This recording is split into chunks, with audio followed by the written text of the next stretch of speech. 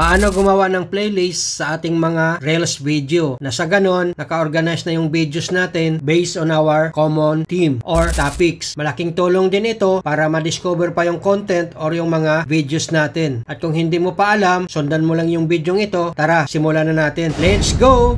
Ayan, madali lang po itong tutorial natin. Open Facebook po tayo. Then tap profile pic na nasa taas. Tap professional dashboard. Scroll up. Hanapin lang po natin yung playlist. Pag nahanap na po natin, tap lang po natin yan. And then tap create playlist. Then tap Reels playlist. And then dito guys, maglagay po kayo ng name na related po doon sa inyong mga content. Halimbawa, mahilig po kayo sa mga cooking or tutorial. Halimbawa sa akin, mahilig po ako sa tutorial. So type po natin dito is tutorial.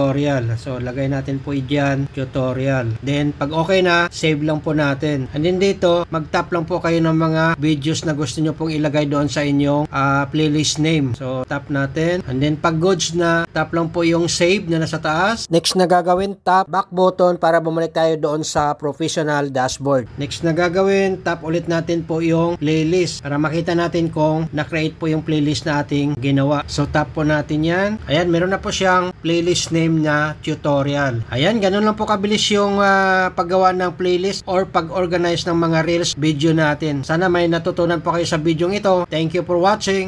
Cook it!